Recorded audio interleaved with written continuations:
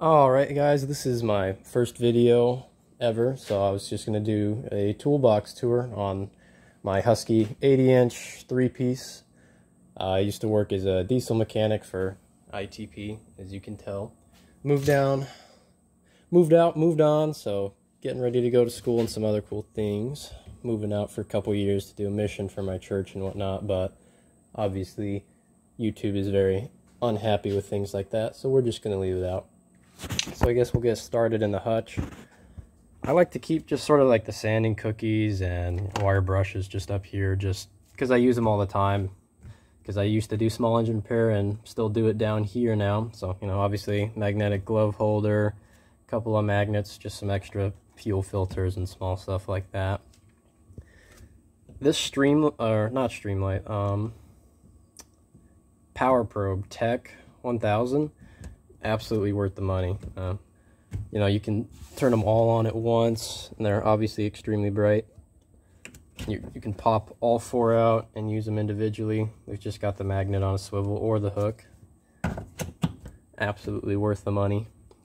It is 200 bucks, but you know, I got it on sale for like 180 off the Gearwrench truck, so in my opinion, totally worth it. And I just bought off of like Amazon just like a pegboard organizer. It was like some like 400-piece set, and so I just used the little cups for like organizers for little bolts, washers, nuts, Loctite, Permatex. You know, I keep the markers, pens, stuff hanging off the side. Nothing crazy like that.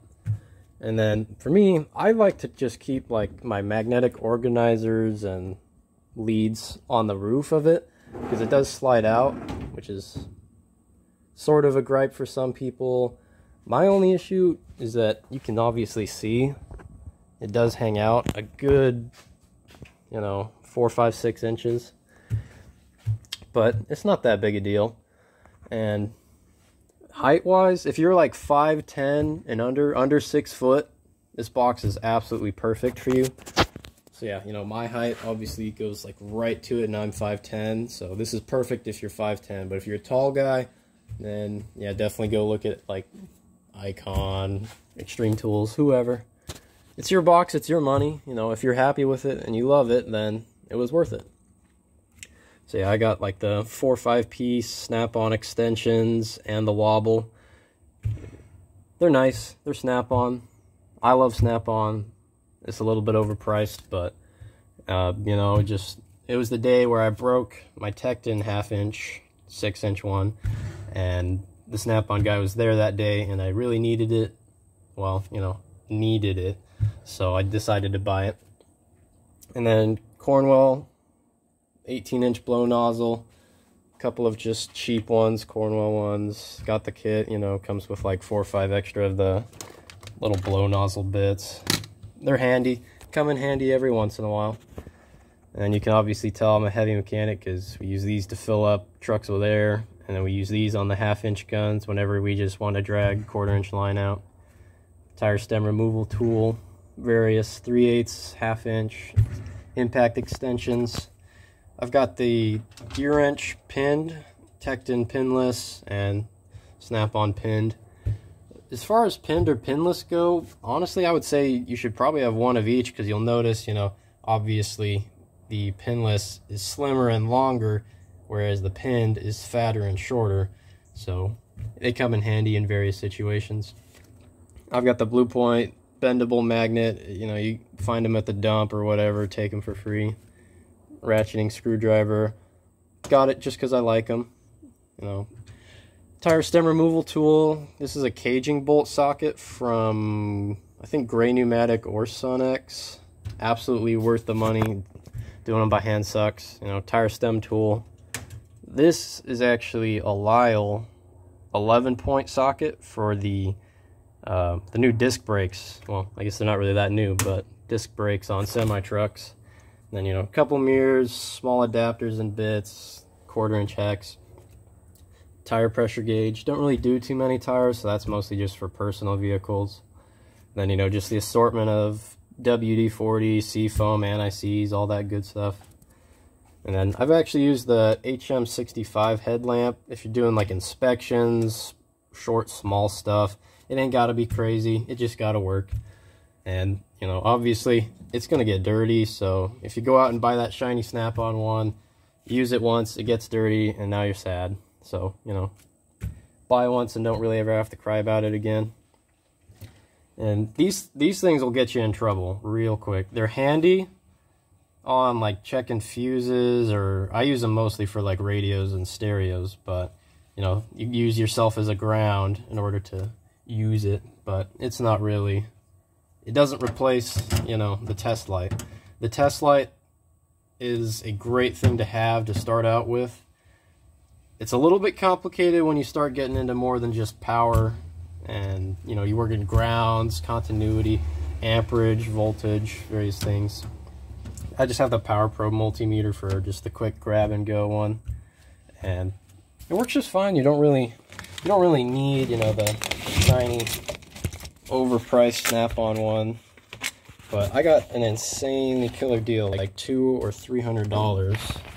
Yeah, it was like 250 bucks from the snap-on dealer. It's nice, it's shiny, it works, I love it. You don't have to buy it, but I like my snap-on stuff, so you can deal with that. And then I just have the Vulcan welding helmet. It works, you don't need it, it's plenty fine. I do like those K-Tool International ones that cover your whole face, real slim. Those ones would be nice, but, you know, I've already got one, so it's whenever that one hits the fan, then I'll just be done. Just got some Milwaukee charger batteries, M12, M18. I've got found these just on Amazon, just the little silicone battery protectors. If you drop them, probably doesn't really save them, but, you know, it's the thought that counts, okay? Calm down. And then I just got some DeWalt drill bits, some of the Milwaukee Shockwave impact bits. I mean, you can buy, like, the returns of these or whatever for, like, almost nothing, like 20, you know, 15, 20 bucks each. They'll be, like, missing a bit will be broken, whatever, you know. You're gonna break them anyway, so it doesn't really matter that much. And then just over in the side locker, you know, I've got some riding mower belts, just other chemicals and stuff. I don't really use anything too fancy, zip ties. And I got these three, I think it's 42 inch, but it's like a almost inch thick bar. And then two 48 inch, 58 inch bar. And you really only need one. I'd say the middle one I use the most just for putting tires on and whatnot. But we've used this on the forklift to hold up like diffs and transmissions and whatnot and move trucks. So, you know, you get three of them for a pretty good deal.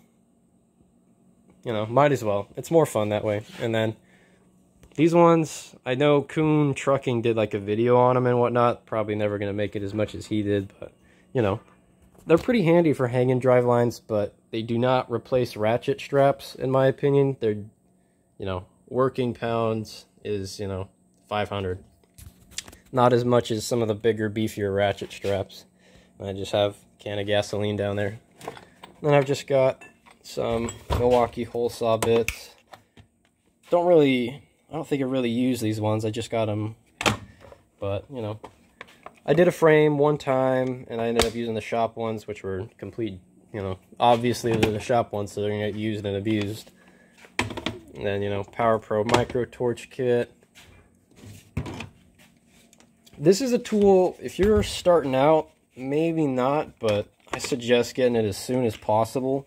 These stubby cut bits from Vim, you don't have to get them from Vim, but just anybody, anything, because you'll notice, like, if we pull out, that Phillips bit is super, super stubby.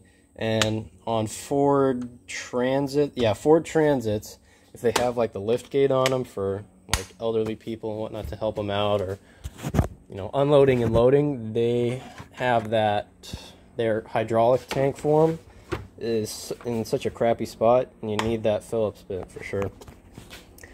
And then just some stubby cut Allens. I don't have any stubby cut Torx because, I don't know, haven't bought them yet, haven't needed them yet. And then we've got, you know, the Power Probe 3. Yeah, Power Probe 3, you know, hanging over there. Use it.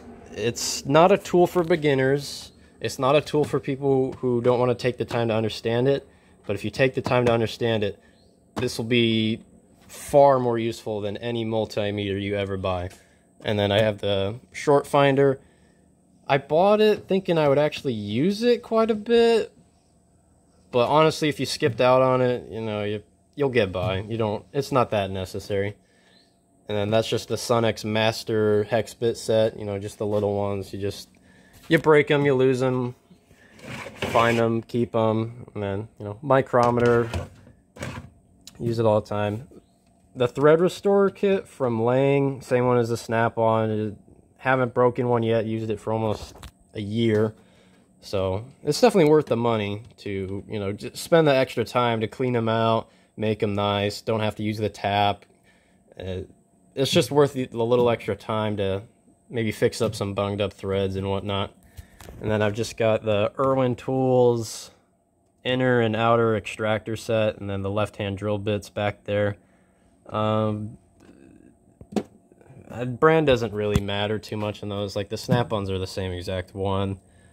I know like the rocket sockets work a little bit better, or like those extractor ones. They are definitely by far the best. The actual splines rather than just, you know, 6 spiral flutes, 5 spiral flutes. But, you know, having them and using them is a lot different than, you know, not having any at all and just messing with it for hours. And then just got some cheap Chinese borescope. Use it, don't use it, doesn't matter. And then I've got a Sunex pipe plug socket, so they're just the little square bits, you know, 1/2 inch, 7/16 and whatnot. That's pretty handy for getting into diffs, and then you just stick them on a ratchet. Much easier, much easier. And then I have like the 12 points, you know, the whatever. Had one Mercedes diesel one time come in and used that one time, so. And that's just Nico from, you know, Amazon. Ain't gotta be fancy. If you're using it once, it don't really matter that much. And the good old-fashioned money drawer. So yeah, just Amazon rails for pretty much everything, and some Tekton rails. I just got like a stupid killer deal. Like you can get the student discount and the membership discount, so you get like 25% off sockets from Tekton if you were going to school and whatnot. So, you know, Tekton 1/2 inch chromes, deep and shallow, 1/2 inch impacts, deep and shallow, and then I got some Astropneumatic Nanos, which I've been putting them off buying them because I've just been using the Sunex ones for the 3/8, but there's definitely some cases where you'll want the Nanos. You know, if you're a 2-year apprentice or so, 3-year apprentice, probably consider getting them. Shallow and deep chromes, shallow, mid, and nano impacts. I got these ones from Sunex. Those are the only Sunex set, 8 through 19.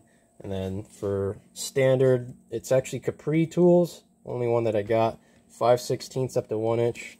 And I'd say the 3/8 set's really the only semi-deep you need. I don't use them all the time, but there are definitely times in which, you know, that extension just isn't the right length. You need the semi-deep, but it is pretty rare to actually have that. And then I just bought like the Gearwrench master set of Torx, Tamper proof, Hexes, E-Torx. I don't really use them, haven't really used them that much, but, you know, every once in a while there's like a T40 or whatever. From Harbor Freight, actually, they sell these larger ones in an impact version, and this one is the 3/4 specifically is like the perfect size for those like goofy front bumpers they always have on the semis, and you really just need this in order to get them done. I snapped it off some time ago and warrantied it and haven't needed it since. And then, you know, the Torx, some of the Volvo drain plugs, I think it's like T70. And then, you know, I guess we got the 12 points from Tekton. Yes, 12 points do exist. They're driveline sockets, you know. You're probably like, what is that? That's sinister, but, you know, These Sonex ones are much better than just like the straight ones or anything like that. But, you know, obviously it'd be in 12 point, and they're torqued to like 120 foot-pounds most of the time. They wear out pretty quick, but, you know, the Gearwrench guy's nice. He warranties them for me. So yeah, I got the Gearwrench sensor socket set. You don't really need them. Just get like the O2 one's nice for cars, as you can tell it's used. But at least it works on the Toyota ones. It's like a 22 mil. I haven't really had to use these, mostly because I'm just an apprentice and I don't do, you know, def units yet and whatnot, stuff like that. But might come in handy later. And then the larger 1/2-inch sockets, one for the lug nuts and drain plugs. Pretty handy. All Tecton. 12 points, you know, from Tecton. And then, I don't know how, but somehow I lost my 1/2-inch rail for my impacts. Don't ask me. Same thing on this side, you know. I've got these wobbles, you know, from Gray Pneumatic off the Gearwrench truck. I've used them. They work. They're semi-deep. They're pretty nice. But, I mean, I don't know. You don't really use them as much as you think you would unless you have them, you know, front and center on your hutch and you're grabbing them all the time. Or, you know, obviously I just moved out of the blue box. But I don't really use them as much as I thought I would. Maybe on like cars, but it's whatever. And just a couple of Icon torque wrenches. You can go crazy and get the Snap-on one. I think it's worth it for just, you know, saying to the customer peace of mind, you know, I use only Snap-on torque wrenches on rebuilding this head, you know, or whatever. You ain't got to have them, but, you know, I had my student discount, so I got that for like $200. $300, somewhere in there. Okay, not everybody's gonna get that kind of deal on it, so it's not gonna be worth it for everybody. And then these are the Astropneumatic wobble magnetic ones for spark plugs. Absolutely worth the money in my opinion. Better than any of the other ones I've used. That's it for the top drawer. Oh, and that Lyle stud removal tool, absolutely worth the money if you got the space. So yeah, just Sonex line wrenches, moon wrenches. These are a couple of laying for the air brake canisters, adjusting them. Don't really use them that much. Same ones for over here and whatnot.